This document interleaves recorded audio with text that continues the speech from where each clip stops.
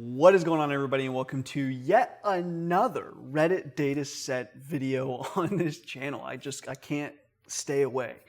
I have also already kind of done a very similar video, but it was more focused on the QLoRA aspect of this process as opposed to the dataset creation. And arguably the hardest part is the dataset curation. But with QLoRA, you actually need such a small number of samples that you can get much closer to kind of like handcrafting samples. So in this case, in this video here, we're going to be building out about 35,000 samples. There is also ways and filtrations that you could make this be really millions, even with Wall Street Bets data only. And that's going to be the subreddit this is going to be fine-tuned to. And in this, I had a couple of questions about can you have multi-speakers? So for example, this data set that I've built and the way that I've formatted it is such that you have like beginning conversation that you can see here. Then you have speaker 0 to the nth speaker. I think there's like 10 plus speakers in some of the data. And then you have the Walls Leap bot is the actual bot response. And this is good for two reasons. One is generally online when you have a conversation between parties, sometimes it is just one party and then you have like the bot or the person or whatever responding to one person, but instead the reality is usually there's multiple parties. So that's what this data set ends up being, so that's pretty cool. And then at the end, I do a QLoRA fine-tune. Of this, we've seen a QLoRA fine-tune in the past. I think this one is actually a little bit better than the previous one I trained, but there's actually still some room for improvement, so we'll get there. But this video is going to be quite long, mostly covering the entire process of actually finding the data, downloading the data, formatting the data, making the data set, uploading the data set, all that. So that's what you're in for. And because this is going to be so long, I don't want to bury at the very end. I'm also giving away an RTX 4080 Super courtesy of NVIDIA. To be eligible to get it, you need to sign up for GTC, which is the GPU technology conference from NVIDIA. It's absolutely massive. It's virtual and in person, so whichever one. If you sign up from the link below, that makes you eligible. You have to attend at least a session, but otherwise you're good to go. And the sessions, there are so many sessions. Personally, I'm interested in the video generation from the Runway ML CTO, as well as the Arthur Mensch talk from, of course, Mistral. But there are tons. Same thing with like robotics. I'm really interested to see the eventual meshing of robotics with generative AI. So anyways, check that out below. Otherwise, let's get into the video. About 6 years ago, I found the following Reddit thread. This was posted actually 9 years ago, but I found it about 6. And basically it was every available Reddit comment up until that point. Now, of course, this was 9 years ago, so this is actually quite old. And it was very interesting when I found it because this was when there was a lot of people playing with chatbots, and at the time it was mostly RNNs, not large language models that we know today with attention and transformers and all this fun stuff. And I made a chatbot with it, and it actually worked pretty well. It was a very enjoyable chatbot, and this is so very nostalgic for me to look at the super old room. We got the Python plays GTA 5 in the background, the good old days. Let's see, was I coding in idle back then as well? Let's see if I open up an editor here. Do I ever open an editor, or are we just downloading stuff? So actually, it's funny because I'm actually going to continue. We would probably hit the exact same problems with this video series that I'm hitting now. Get to the, oh no, we're using Sublime Tech. Well, we're using both Sublime and idle. I'm still coding in idle. Love it. Love it. Maybe I'll, I probably won't though. I don't have a Copilot in idle, so it can't be done. Anyways, so I made that chatbot. It was pretty good. And what I really like about the Reddit data is the character that comes out from both the average of Reddit, but also you can target particular subreddits. And more recently, I did this with a QLoRA on top of, I want to say it was Llama 2.7 something. I don't know if it was 70B or which one I did, but anyway, I did one of those with a fine tune of Wall Street Bets data. It was way too few data. and the quality was not quite right. So then I wanted to revisit it, but just getting the data is like the hardest part. Like training the model is the easy part. So anyways, I keep coming and running into this problem of, I got to go back to that Reddit dataset, and then I keep being reminded how difficult this Reddit dataset can be. So here's why. So first of all, you have this one, which eventually turned into a torrent. But again, it's the old stuff. I want to say it's like up to 2015 or something like that.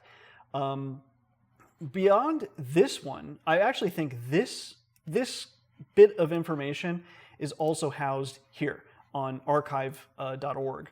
So you can actually come here and then go to any of these years, and you can actually download, so 2015, the first 5 months, which again, I'm pretty sure is what this torrent is here. So you can download those, and then you can go all the way back to 2007 and download, the month's worth back then. Alternatively, there is BigQuery. Now this was linked, I think actually in this post somewhere. Yeah, in this URL. So I'll just copy that, paste, we'll head there. Hey, oh, we don't have the /r. Oh, we got rid of the slash. Okay. So instead, we have somebody took this data initially and put it up on BigQuery, which then if you click here, it will take you here. And it's this FH BigQuery. And this got maintained all the way up till the end of 2019. So if you click on that URL, basically, I'll put a link in the description. You got BigQuery, you can come down, and there's a whole bunch of actually good information in here. You definitely would be worth checking it out. You've got, besides that, you got like Hacker News and stuff like that. And then also some other like Reddit informations. There's some apparently Python stuff. Anyway, there's a whole bunch of information in here. But mainly I'm interested in Reddit comments. But there's tons of stuff here that would be definitely worthy of checking out. And actually, I'm going to check V2 real quick. I don't know if there's anything post 2019 or 2020 and onward. I don't know if there's anything here for that. But anyway, we're interested in not Reddit posts, Reddit comments.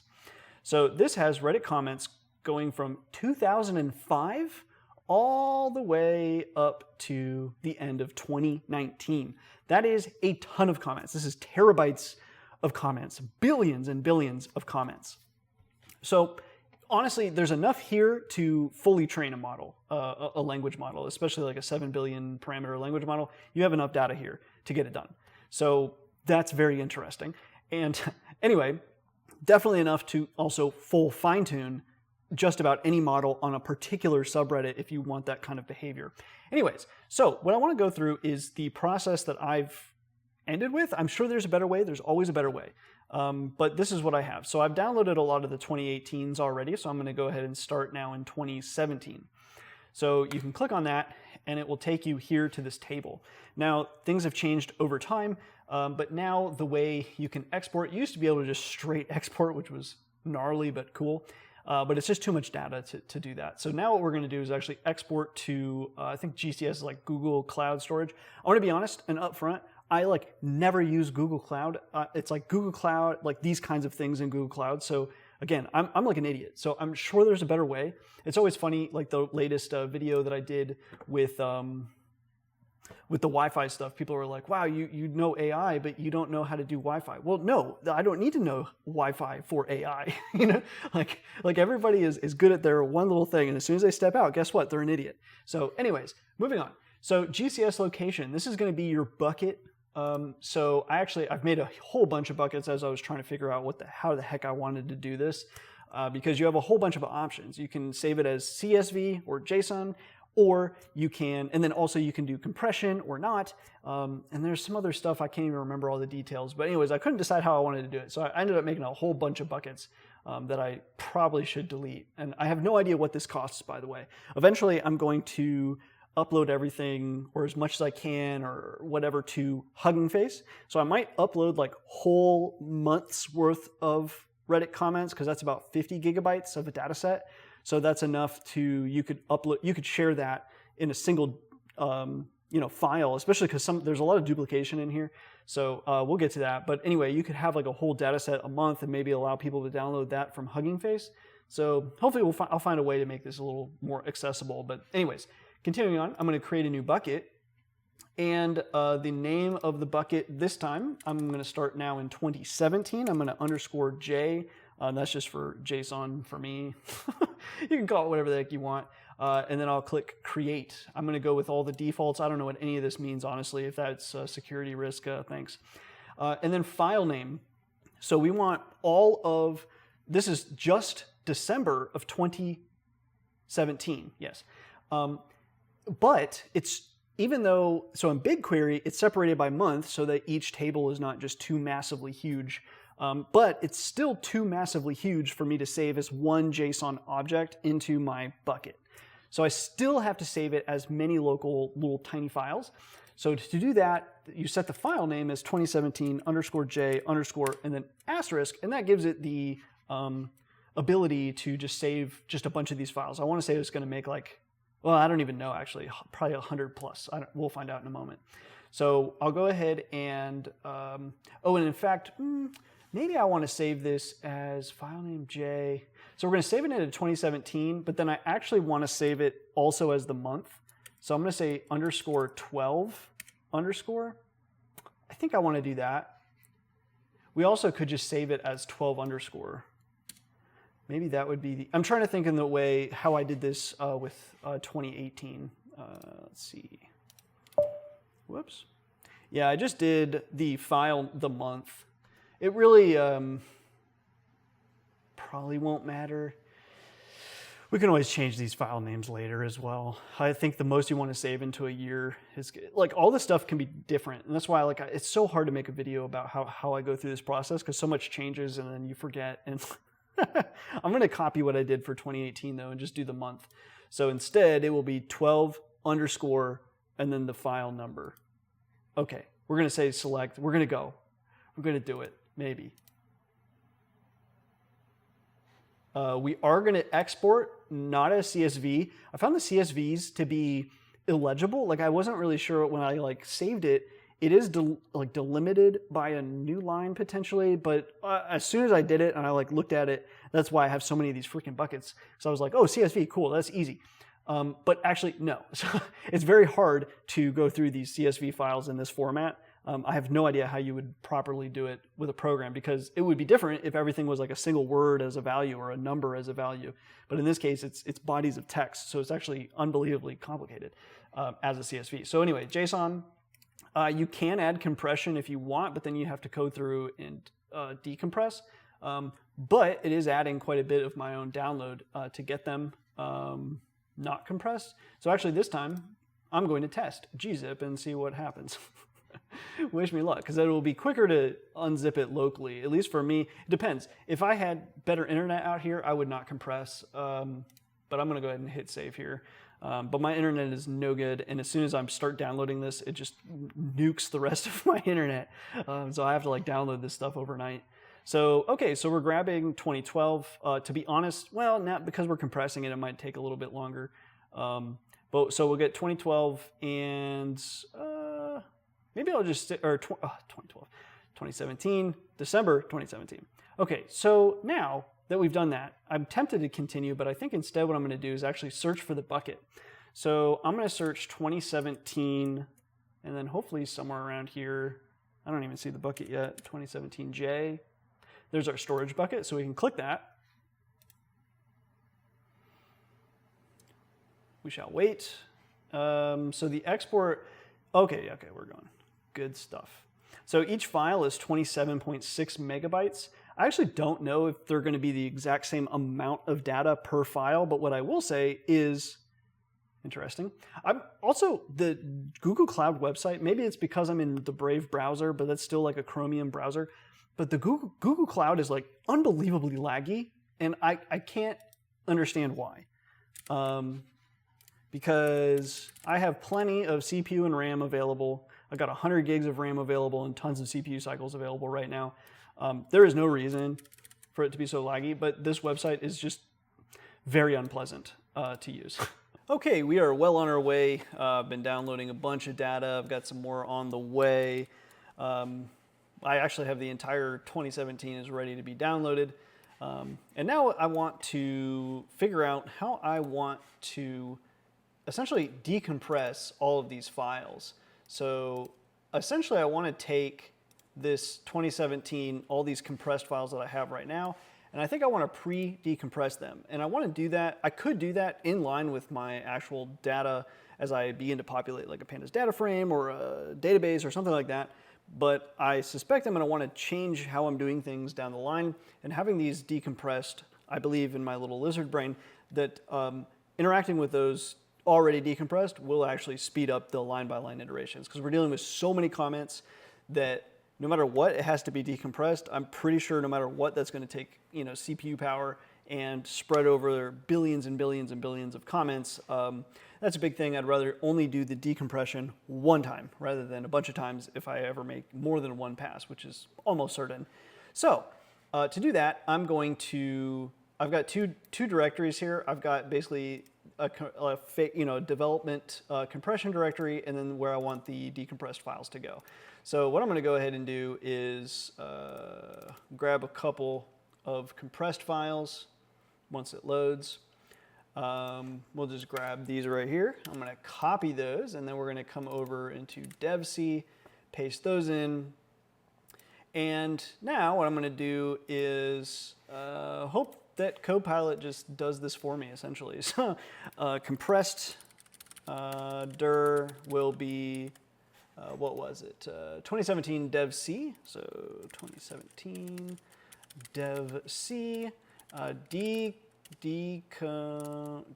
my gosh, decompress dir. That would have made sense, but I'm just going to go with dev, right? 2017 dev, yes. Okay, so now I have those. I'm going to import OS, zip file, sure, that sounds fine. Shutil, that seems to make some sense. Compress, decompress.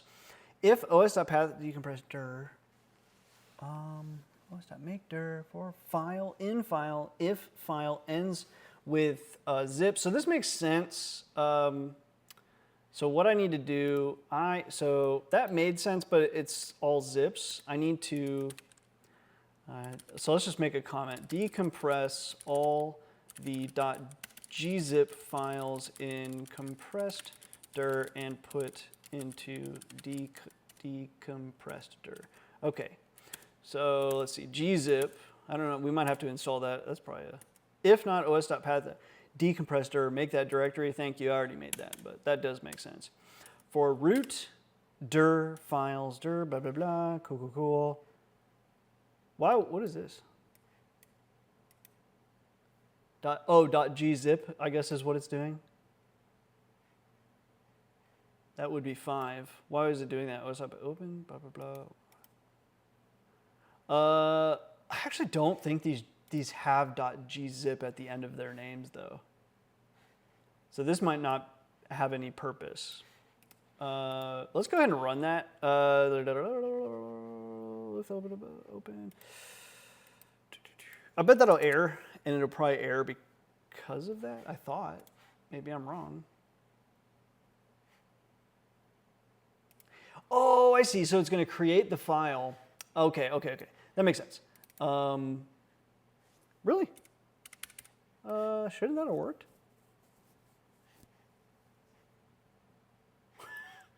Why wouldn't that have worked? For file in files, let's print. Oh, it didn't end with gzip. I mean, that's exactly the problem, is they don't, yeah. So if I save this and go, yeah, see, like, so they're not gzip. That's why it's doing that -5. So I think what I want to do is actually remove this, move this over, this up, and then we actually want to not do that. Yeah, it's like little stuff like this that, like it saved me time to write it, but if you weren't an engineer, that would have been annoying. Oh man, we have so many files. This is going to take ages. Oh no. Oh dear. I don't know if I really want to do this. I might want to just do it live, but no matter what, it's going to take so long to go through these files. That's gross. That's very gross. Let's see what we're looking at now, though. Okay, so these are decompressed. I don't know how many that was per minute. that we could do, but boy, that's going to be nasty. Move this out of the way.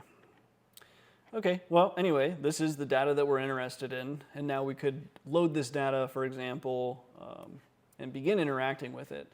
For now, I'm not going to. I think we'll continue downloading this, and then, man, we got a lot of decompression to do. I could use multiple machines at least to do this decompression, and maybe I'll do that. I'm not really sure. Okay, we'll run that one more time. Yeah, so, yeah, we could definitely multi-process this. You know what? I wonder if Copilot will handle that for us.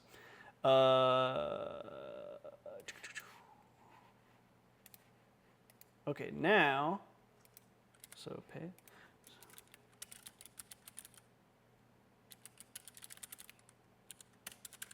Multi-process.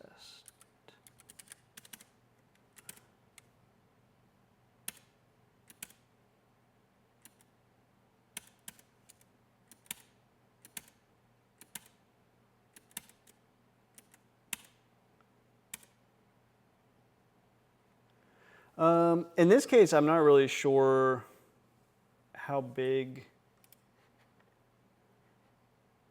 that pool would be, but let's go ahead and run that again. Let's see what happens.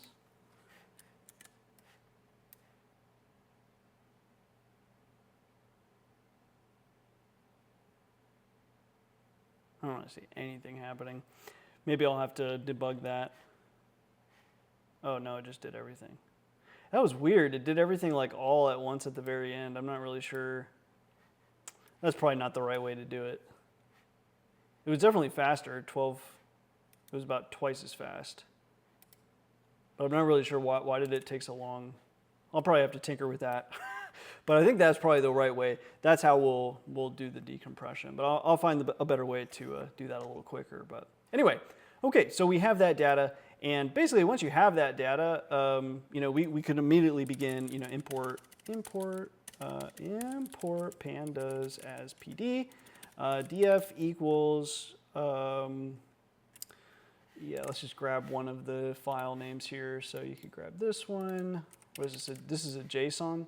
So JSON file equals this. Try again, Copilot. Thank you. Line's true. Print df.head. What is that? 100 megabytes. So it's probably pretty big. But anyway, here you see there's all our data. We can begin working with this. And to be honest, let's just go down here. df.columns. This is a lot of columns. This is a lot of information that we probably don't even really want. Like, we definitely want body. I see. Anyway, hey, welcome to Reddit. Yeah, so we probably want body. Hope that doesn't like cause me the sad yellow $sign. Anyways, yeah, so body, we want that. Maybe author. Created UTC, I actually don't know, or created versus retrieved on, but one of those is going to be silly. Link ID, we don't need. Subreddit ID, we don't need. ID, we don't need. I can't remember if controversiality even works. I also seem to recall that things like score, I want to say, because I think later the API started doing like upvotes and downvotes. But if I recall right, score won't go into the negatives or something. There's something weird about that. Well, this one goes in the negatives, so maybe it does. Very interesting. Anyway, I remember something goofy about score. Oh, of course it's, we're starting off with the NSFW subreddit, so that starts to explain, oh, there are actually quite a few things. So, how wonderful for these. Okay, so anyway, yeah, so there's probably a lot of stuff here that we don't actually need, and then, yeah, so we'll figure that out. We can hopefully get this to be even compressed further. Also, if a comment doesn't have a reply, then we also aren't probably going to be saving that. Because basically, I'm only going to be interested in a pair or more. But then as we make longer comment chains, you're really actually going to have probably more data because every single subsequent reply is going to be a new sample, in theory, to train the model of a history. And so, yeah, you're going to have to, yeah, interesting. And now that I think about it, that's not even really an instruct model anymore. That's some other type of model because it's not a conversation between two entities. It's a conversation between a nebulous amount of entities. And really, each entity could get like a unique, because like sometimes it is a back and forth between two individuals, but then other times it's a back and forth between multiple parties. All right, so checking in again here, we've got quite a few files downloaded. I've got the entire 2017 and 2018 downloaded. So all I did so far to basically make this is I helped it a little bit, but mostly I started with a very long comment to Copilot, essentially saying, hey, this is what I want to do. I basically want to load in, I have a main data frame that is just going to contain subreddit, author, when it was created, the parent ID, the current ID, and the body. And then I go ahead and sort these files. I'm just trying to sort them by in ascending order because that's the chronological order that the comments came in theoretically. So then once at the moment, I'm just taking the first 25 files because that's all I'm just trying to do some development first, and then we'll go ahead and do the entire data set. But then I'm going to iterate over these files. We're going to open those files. We're going to load them to a temporary data frame. I'm going to use JSON loads. We're going to load every single line in there. This is probably not the most efficient way to do this. You know, I might be like read JSON or something like that from pandas. I'm going to tinker with that, figure out what is the fastest method, or at least what can I figure out is the fastest method, and then go from there. The other thing is I forgot to, I don't need to really pull it up, but using that multi-processed decompression, I needed to run that on the actual NAS itself, and that seemed to go much faster. I could do like 2,500, I think it was actually 2,800 files in about 10 minutes. I think the reason for that is if you're not on the actual NAS machine, it's transferring those files over network, and even though everything is connected over 10G, I guess that just still wasn't enough. Like I still needed more. So anyways, doing it on the NAS, because my main PC's CPU is, I think, considerably more powerful than what I have on the NAS, so I'm not really sure what's going on there, other than, yeah, it must be just because it's transferring over network that was what was slowing it down. So anyway, continuing on. So we loaded into a temporary data frame, and then we're going to concat to that main data frame, the subreddit, author, created, and so on. And in fact, part of me wants to, at this point, remove subreddit. So once we've filtered for subreddit, this is a waste of column and a waste of memory. So that's going to make a pretty substantial difference when we're getting into like the trillions and trillions. Basically all of the Reddit data set is something like 2.5 terabytes or something like that. I don't yet know the total comment number, but it's quite a bit. So I think what I'm going to do, rather than 25, let's just do 10 for now. I'm going to go ahead and save and run that and let that populate with the updated. I do want to sort by created UTC. Very good. I'll just go ahead and do that. And then we can just print the head here, so we're not doing that twice. Okay, so then we start having these conversations. Now, what I couldn't quite decide on is like how, how will we build this? How do we know? Because like at first I wanted to just make conversation pairs, but then as I'm working through this data set, I'm like thinking, you know what? We need to, what a great, everything's got to be like this, yeah. Anyway, historically, everyone has always done paired conversation. So it's always bot and human, or human and bot, or instruction and response, and all that stuff. And it's always like these pairs. But in reality, both in the real world, you have multiple entities coming in to add input to a situation, and then you actually want that output to be like based on like multiple variable inputs, I suppose. And so, and that's true both for real world modeling of all kinds, but also for conversation. You're typically, while you do have some back and forth that will be just between one entity, most of the time you actually have a whole bunch, especially on social media, for sure on Reddit. You have, thousands of other people that are reading it, and then from there maybe tens or fives or a few people are actually like taking part and interacting. And I think we want to be able to model that, because until we can model that, the large language models aren't really very realistic, are they? So I think the first thing that I really want to do here is actually try to model that. So as we iterate through here, I don't really know, how do we know what, how deep the conversation goes. So you can dynamically, like as long as you have every unique author can get a unique ID, and we would just like increment that like 0, 1, 2, 3, 4, and so on until we're done. And then we have, the actual final bot reply. And in fact, the bot will get its own ID. I'd probably give the bot ID 0 or something like that. Because then you might have, because it's not just self-incrementing for every single reply, because sometimes, ID 2 will chime in again, or ID 3 or some new thing, and then the bot will reply, and that would be in the historical context, so to speak. So we need to find a way to build that. And for some reason, that is just really breaking my brain, because making a pair is really simple. You just iterate through here. Every time you happen to have a parent ID, you search the data frame for that ID, bing, bang, boom, done. And it's super easy. But in this case, we actually want to build the whole conversation. And for training, testing, validation purposes, I don't think, the problem is if you just keep running through and just keep building it as you go and making a new sample every time there's a new comment, well, that would make a new sample. And if that's the case, I think it would help the model to cheat on validation loss. That said, I'm not sure it matters. As you get larger and larger models, it's like the training loss is what matters. But then you would still have too many samples that are likely too close. But again, I don't know for sure. But if you shuffled them, there would be a historical sample that contained the response that it was supposed to make. And I feel like that would help the model to cheat. And we don't want that, because even though cheating, it sounds great, the loss go down, good. But I don't think that would be actually good. So we also want to combat that. And so anyway, the problem is kind of annoyingly tough. But I think the solution likely is found right here.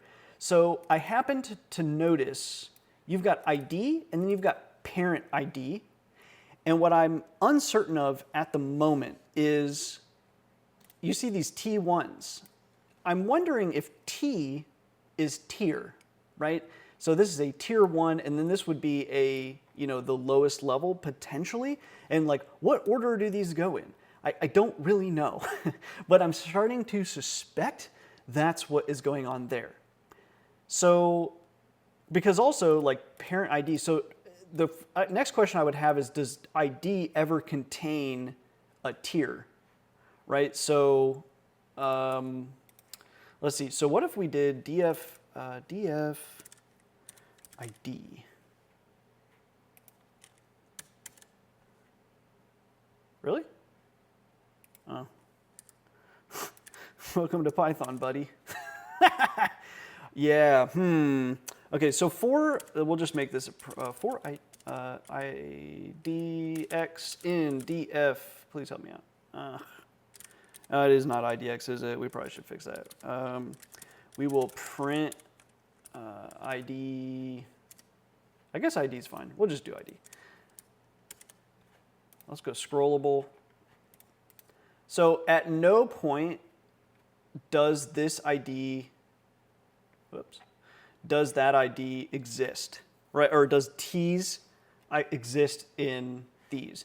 But I do wonder, what if we, rather than the first 10 up to -10. So what if we do the last 10 and we run that, and then we'll do the IDs.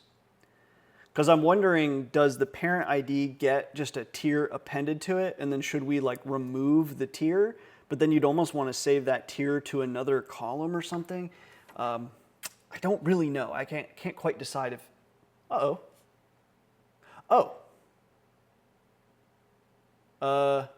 Yeah, okay, so it needs to be -10:. No, sir. Please stop. Thank you. Let's run that one more time. Maybe I should have done even less. Okay. So if these don't have tier, we need to probably remove the tier, but then if not, we can potentially use the tier stuff to our advantage. Like we would want to hunt out tiers. Yes, okay. Oof. Okay, so maybe what we want to do is we want to hunt for parents that have tiers, deep tiers. Right? So parent ID tier 1, DK. Okay, so probably the parent ID would probably be this. Like this ID right here would be like this. And then this tells you, okay, so this tells you how deep this comment likely is. So I need to ponder on whether I want to use that information or build this myself. I'll check back in when I have the answer. All right, after many hours of very inefficient programming, we finally did get the outputs of 2016, 2017, and 2018 Wall Street bets. I also went ahead and tried to add a bunch of other subreddits. I'll talk about those in a second, but I did try that, and that took a little bit more time. But as you can see, the Wall Street bets was, actually not too large of files, like 100 megabytes to 300 towards 2018. Probably what I'm going to do is add 2019 and then potentially some of the earlier years like 2015 and all that, because I want more data.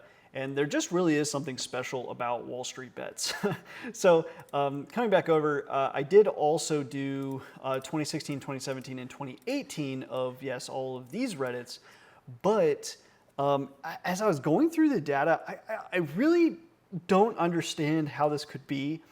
But like every sample was an instance of either incrementing numbers. So people would just reply to each other with like an incrementing number, and then or everything was all caps. and I don't know. I don't know which subreddit here is causing my problem. But initially, as I was doing, as I was loading subreddits, I had actually removed subreddit, building the data set, because I was like, well, that's taking up there's no reason to do that with Wall Street bets when it was just one. So I had removed it, and then I added in all these subreddits, and I forgot to add that back. So what I'm going to end up doing is probably redoing all of this now with the subreddit column, so I can figure out which of these subreddits is the is one that I really don't want. I even did write a little function to detect, like, is this all caps, all that. It's not necessarily the case, though, that I want to remove all caps. It's just like, it just was like really low effort, low quality. Like, I get it. Or people were spelling words sometimes one letter at a time. But it was like 95% like junk. So, but it was millions and millions of these comments. So I didn't want to do that. I didn't want to go through that kind of a data set. So instead, I commented this out. And I'm continuing to focus primarily on Wall Street bets, but I am gonna, like I said, I'll come through and figure out which subreddit was that, or was it just a bunch of them. I don't know why that copied that. Anyway, so then coming over here, we can load them in, and once we have like those files, whether it's Wall Street bets, whether it's a bunch, and again, I will put like this code somewhere on GitHub or something like that. So if you want to do this to your own favorite Reddit, have at it. Also, the other thing that we left off on was like the tier stuff. Honestly, I went through, someone feel free to comment below. I tried to track, like, does tier correlate to the depth of that comment? I could not find a correlation. I know that it's gotta be, I really thought I was right on the tier thing before, but it does not appear to be the case. So anyway, I have no idea. But anyways, all I'm doing is once I've loaded in the data frame, I'm actually just saying, hey, parent ID is just skip the first 3 tokens, basically, or the first 3 characters. So once we have that, we have, at least with Wall Street bets, we have 3.29 million rows, but obviously not every single one of those is going to be a reply to anything. Many things are a reply actually to the top level post. And so part of me also wants to go back and find all those top level posts and grab those, because a lot of times the reply is a perfect reply to the actual title string, and we're missing out on a lot of comments there, and a lot of really great quality, the most upvoted votes comments are going to be those ones right there, and they're not currently in reply to anything, so we're not able to find the parent. So anyway, all that I'm doing now is just building a conversation, like a chain of conversations basically here. And all I'm doing is I take an ID and then I'm going through and saying like, can we find the parent? Can we find the parent? Can we find the parent? And then once we can't find any more parents, okay, that's our conversation chain essentially. And then we're going down here. This part is subject to change. This is why we're not really typing any of this out. A lot of this stuff I'm just this is just the live development process. Because so many things change as you go, like something doesn't work, okay, scrap that. So for example here, I really can't decide how I really wanted to like multi-process this aspect, because this part takes a lot of time as well. So for now, basically what I'm doing is I'm just going to build the sample itself. So we have all these conversation chains, and now what we want to do is actually build the text that will be the training for our AI. So in this case, what I wanted to do is kind of normalize usernames. So later on, if you were trying to actually reply to users or whatever, you would probably have a dictionary that is like, this username is, it's this speaker number and all that. And then I just gave the bot a name. I thought about just using bot : but I don't know, I couldn't really decide. Anyways, I went with Walls Leet bot and particularly proud of that. And then finally, these are like our samples. So for example, this would be your supposed input, and then the output would just be this information here. So it's just somebody saying, hey, speaker 0 says, what's Robinhood's customer service number? It's 555 SHOE. I don't know why SHOE. Which one of you failed to pray for Starbucks and McDonald's? Guilty, okay. And then, yeah, so this is one where you have speaker 0, speaker 1, and bot. So this is a multi-speaker scenario or a multi-chatter scenario. And I did ask, I was talking to, I think it was on Twitter possibly, someone saying that they did do some like multi-speaker stuff. And part of the problem is the bot never really knows when it's turn to interject. Like it always thinks it's its turn to interject. So I am still kind of curious if you have multiple speakers, if you could have an actual bot such that unless it generates, Walls Leet bot in this case, like if it just tries to generate another speaker, don't speak. But if it starts to generate this, then it's like, okay, yeah, now he wants to give input. Maybe, I have no idea. Got to fine tune to find out.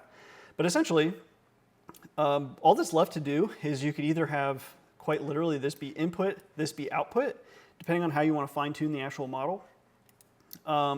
Or you can also just have literally all of this be your sample and then train the model on that. Because really an instruct model, all it is just trained on some specific format. So that's basically what this is. So the next thing that I'm going to do is take this kind of data where we have multiple speakers, multiple times the bot, quote unquote, is talking. Here's how love it, love it. But as you can see, like this is, well, it's maybe not exactly what you're looking for. It at least is a somewhat decent conversation. The other thing that we could do is, like, I think in this case, I'm setting so you can, I just wrote some quick code for the minimum length. This is like how many back and forths. So in this case, there must be a reply, otherwise what's the point? But you could also look for only like long form back and forth discussions. And then also I set the minimum score here. That's the number of votes. So how many upvotes? And that's going to pertain to the final reply. So basically in all of these like blues, these all required people to upvote this 3 or more times, or really a surplus of 3 or more. So anyway, okay, so now all that's left to do is just build that like JSON samples and then start to actually fine tune models on this, kind of pick a model that we want to fine tune and then see how that goes. All right, such is life in the reality of software development. Now in many videos, it's like one time through and I know all the settings that I want. But the reality is that is almost never the case. So for example, I thought I just would want like the ID just to be a primary key, and then I just wanted the text. But I think probably what I want to do really is sort by score. I don't think I really want anything that hasn't been at least upvoted once. So I think I still want that like 2+ filter or 3+ filter. I think actually I was using 3+ somewhere.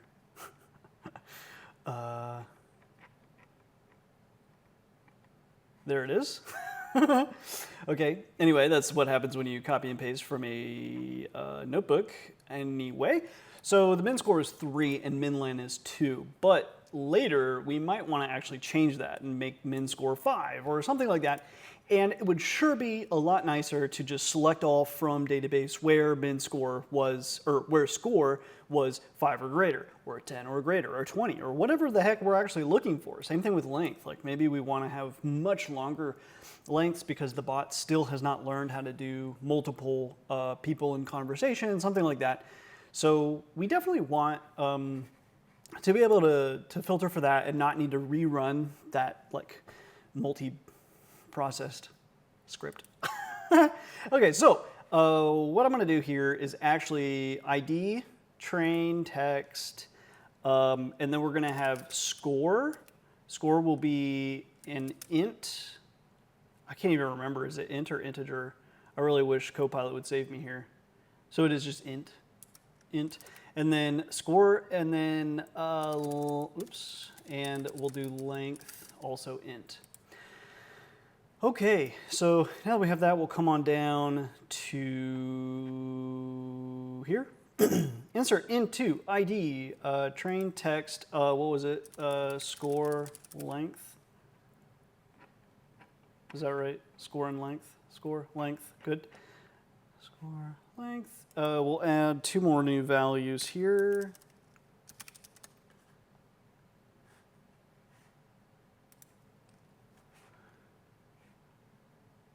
Reply score is going to be reply score, and this is just len chain.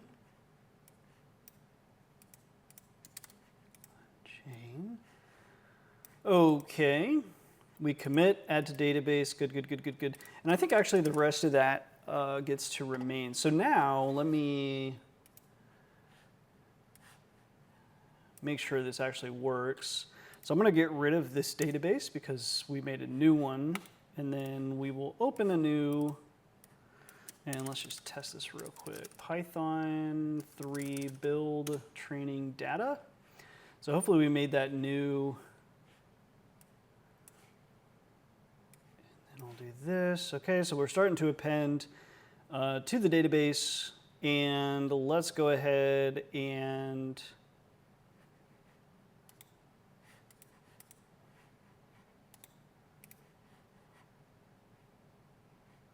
do we have any? No, we don't have anything else there. So select train text from Wall Street bot. Let me just run this real quick, make sure that actually works. We'll just grab 10 rows. Hopefully I can select all from, okay. I really thought that, okay, well, for our in rows up to 10, print R.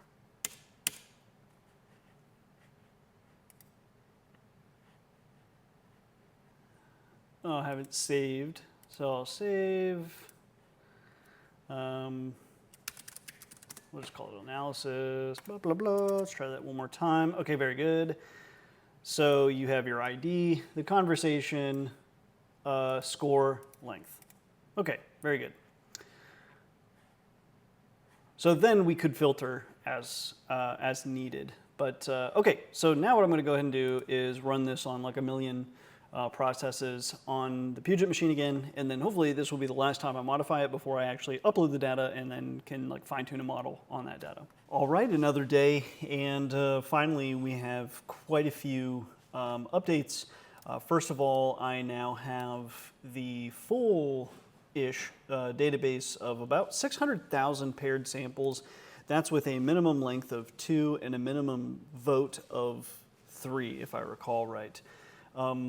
Let's see, build, I think it's actually, is it this script? Let me make sure I was correct in that statement. Yes, a minimum length of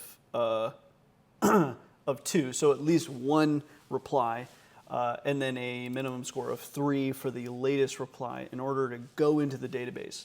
So that's the bare minimum. And then one of the changes that I made, in one of the previous videos, this would be like yesterday, but it could have been like 5 seconds ago for you, depending on how I edit this. So initially I wanted to go with an even bigger score just to keep the samples low. I think I don't need 600,000 samples, but it is beneficial, I think, to have this store those in the actual database. So the database does contain score and length.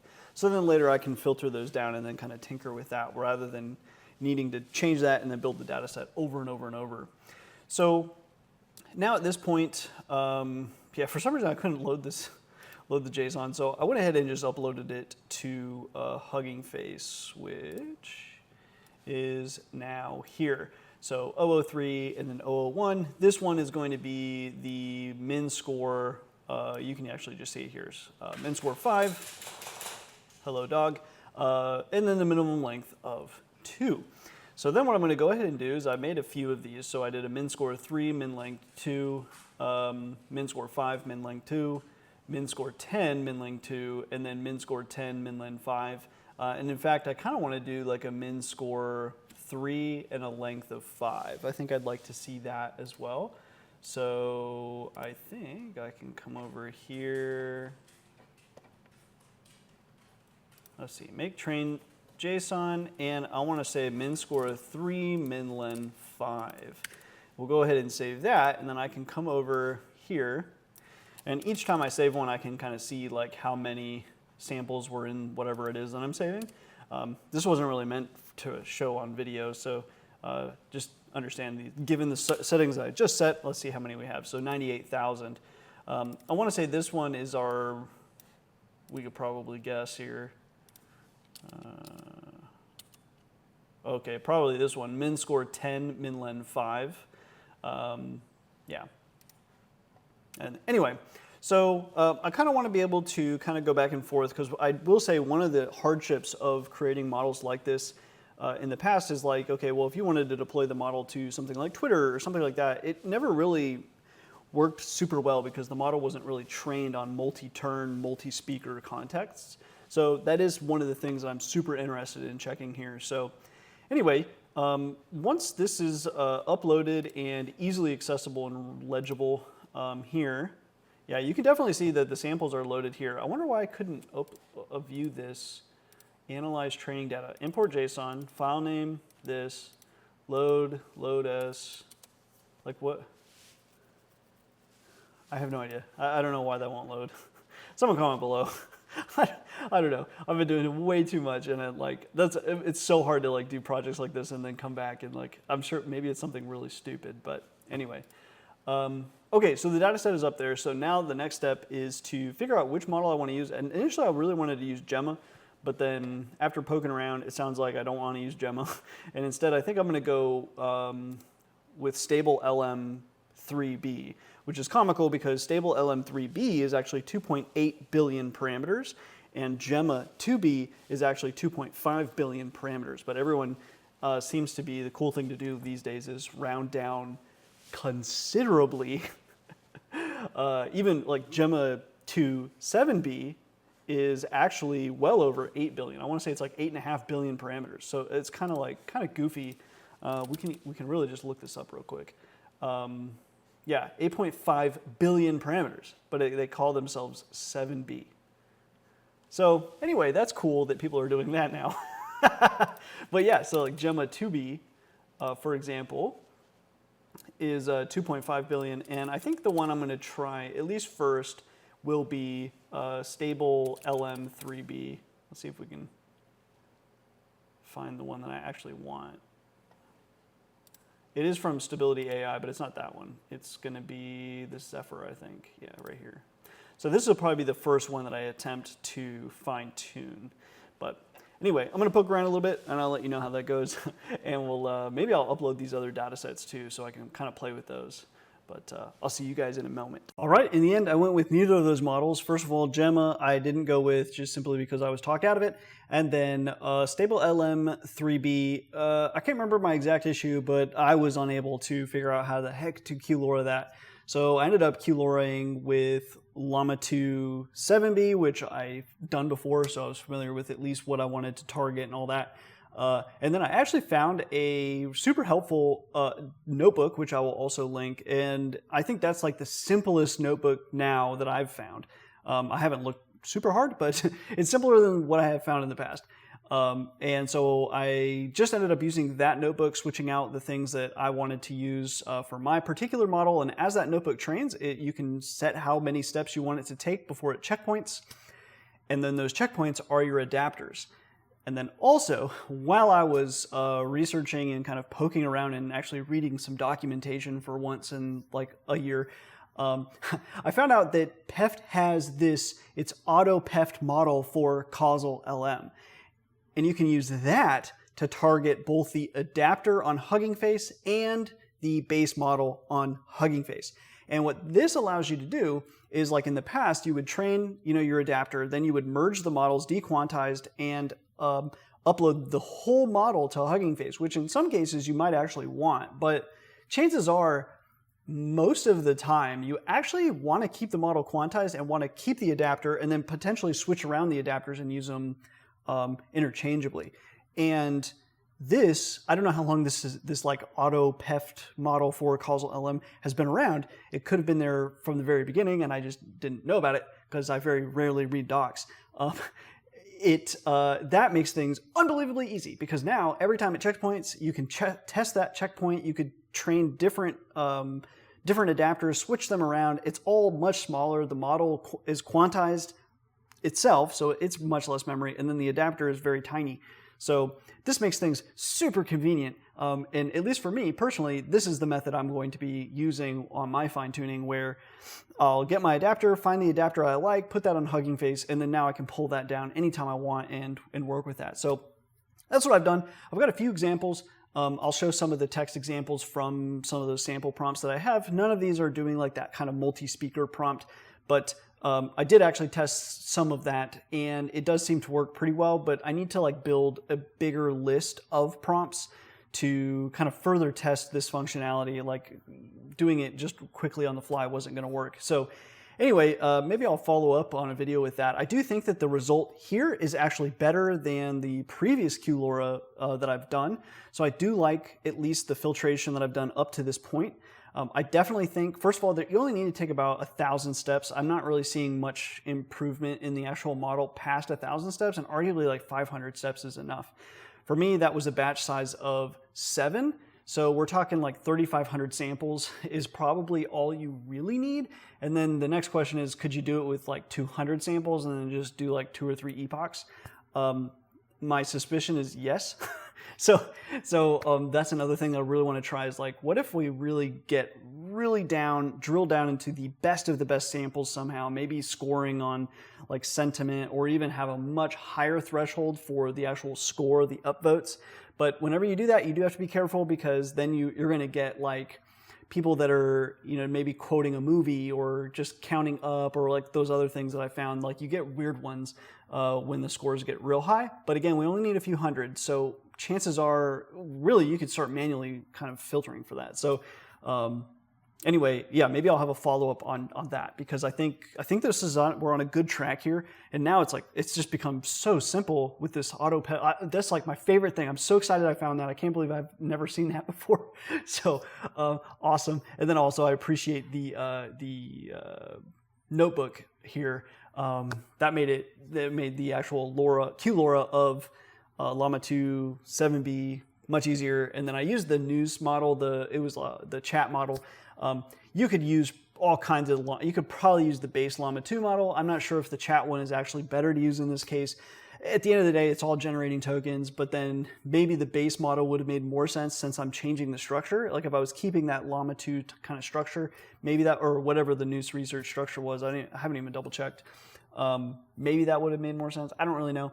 Again, lots of things to test. And now that it's a little easier to test, and now I know 1,000 steps is really all you need, you can start automating and doing like ablations and stuff like that. So anyways, everything is uploaded. I will try my best to have links in the description to like everything, but if there's something I've mentioned or shown and there is no link or you can't find the link, feel free to ask for it. The models are up. I'll link at least to a few of the models, and then the data sets are up. I'll try to upload at least one large data set that you could then filter. The problem, I really wanted to upload like all of the Reddit stuff. Like that would be really cool. I just simply do not have the internet capable of doing that, unfortunately. So I'm trying to think of a way to do that. I might just I could pull down the data set off, on some sort of, some host somewhere, and then upload it there and like kind of mooch off someone else's internet. So maybe I'll do some cloud provider or something and do it that way.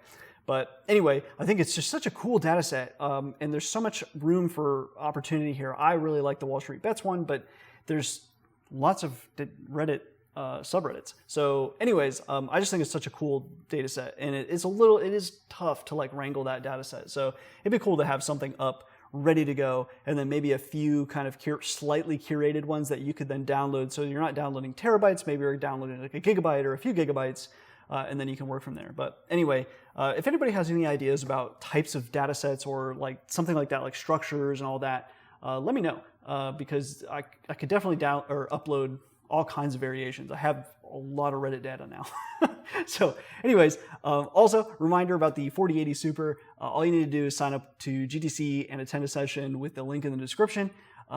That 4080 Super GPU would likely fine-tune faster than I fine-tuned here on the RTX 8000, since the RTX 8000 is kind of slow nowadays. I love it for the 48 gigabytes of GPU memory, but otherwise it is quite slow, especially compared to something like 4080 Super. So congratulations in advance to whoever the heck snags that and takes it home. So anyways, that's all for now. Questions, comments, concerns, suggestions, whatever, feel free to leave them below. Otherwise, I will see you all in another video.